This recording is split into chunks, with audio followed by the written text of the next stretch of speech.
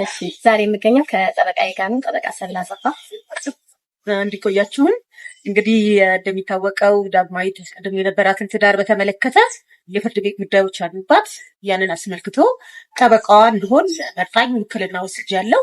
ስለሆነም ከዚህ በኋላ እሷንና ልጆቿን በተመለከተ የሚነሱ የተለያዩ ጉዳዮችን አስመልክቶ ማንኛውም ሰው ሊያናግር የሚገባው እኔን ይሆናል ማለት ነው።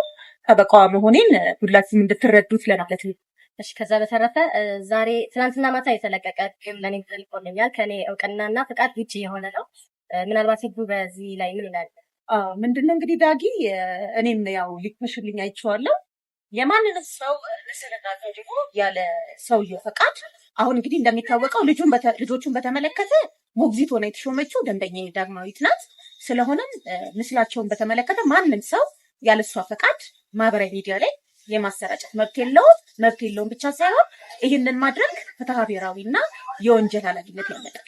አሁንም እኛ ጉዳዩን ማን ይህንን እንዳደረገ ከደንበኛ የፈቃድ ውጭ ነው ይሄ ነገር የተደረገው። ልጆቿ ትምህርታቸውን ተረጋግተው እንዳይማሩ የሚያደርግ በቤተሰቡ ላይ ከፍተኛ ጉዳት ባልና ሚስት በሚፋቱበት ሰዓት ልጆቹ ላይ የሚኖረውን ኢፌክት በጣም በጥንቃቄ ማየት ይገባል እና ያለ አግባብ የተለቀቀውን ቪዲዮ አስመልክቶ በፍትሐ ብሔር ካሳ የምንጠይቅ ይሆናል። በወንጀልም ጉዳዩን ወስደን ይህንን የለቀቀ ሰው ተጠያቂ ይሆናል። በኢትዮጵያ ሕግ የሰውን ቪዲዮ ወይም ምስል ያለ ፈቃዱ መልቀቅ አይቻልም።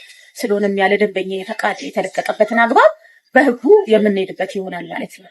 ብዙ ጥያቄዎች ይመጣሉ። እኔ መልስ መስጠትም ስላልፈለኩኝ ጉዳዩ በሕግ የተያዘ ስለሆነ ያ ነው። እዚህ ጋር ልጆች ምን አስተዋጽኦ አላቸው? ምንድነው እዚህ ጋር እኔም በአጋጣሚ ሁኔታውን ያው ጠበቃዋ እንደመሆኔ ተረድቼው ነበረ። አባታቸው ለጉብኝት በመጣበት ቀን የተፈጠረ ነገር ነበር። ያው ልጆቹ በኢቢኤስ የተለቀቀውን ሌላም ነገሮች አይተው ስለነበረ አንጎበኘውም የሚል ነገር ነበር። እኔም እንደተደወለልኝ አይ አባታቸው በፍርድ ቤት ውሳኔ መሰረት ሊጎበኛቸው ይገባል ብዬ እሷም እናቷም አቋም ወስደን ከአፓርታማ ላይ ወርደው ሰላም እንዲሉት ነው የተደረገው። ከዛ በኋላ ግን ይሄ እየተለቀቀ ያለው ነገር ከኔ ደንበኛ ፈቃድ ውጭ ልጆቹ በራሳቸው አባታቸው ላይ ሪያክት ያደረጉት ነገር ነው እንጂ እኛ ጉብኝቱ ለአባት ብቻ ሳይሆን ለልጅም የሚጠቅም ቢቻል ከአባታቸው ጋር ተከታታይነት ያለው ቀጣይነት ያለው ግንኙነት እንደሚያስፈልጋቸው ነው እኔም ደንበኛ የምንረዳው። ያው ፍቺው አንድ ቀን መጥቷል። በዛ ሰዓት ግን ያ ሪያክሽን ከልጆቹ በራሳቸው እንደውም በእኛ በኩል የነበረው ግፊት ሄደው እንዲያናግሩት እኔም እንደተደወለልኝ የፍርድ ቤትም ትዕዛዝ ነው መፈጸም ብዬ ነበር። ግን ልጆቹ በኢቢኤስም ያሉትን ሌሎችንም ነገሮች 6 ወርም አላየንም የሚል ነገሮች ቅሬታ አንስተው ከደንበኛ እንደተረዳሁት ቅሬታ እና ሪያክሽኑን አባታቸው ላይ እንደዛ አድርገዋል። ያ ነገር በደንበኛ አነሳሽነት የተደረገ እንዳልሆነ ጉዳዩን በቅርበት ስለተከታተሉ ተረድቻለሁ። እንደዚህ አይነት ግላዊ ነገሮች ሲወጡ ባለመተባበር ነገሩን ዲስከሬጅ ማድረግ ነግበኔ ማለት ይገባል። ጥንቃቄ ማድረግ ያስፈልጋል። ከባለፈው ዓመት ጀምሮ ምንም አይነት ኢንተርቪው አልሰጠሁኝም። ከዚህ በፊት የነበረውን ከዛሬ 5 ዓመት ምናምን በፊት የነበሩ ኢንተርቪዎች እየመጡ አሁን እንደተሰጡ ተደርገው ይወጣል እንጂ በእኔ በኩል ምንም አይነት የተሰጠ መልስም ሆነ የሰጠሁት ኢንተርቪውም የለም።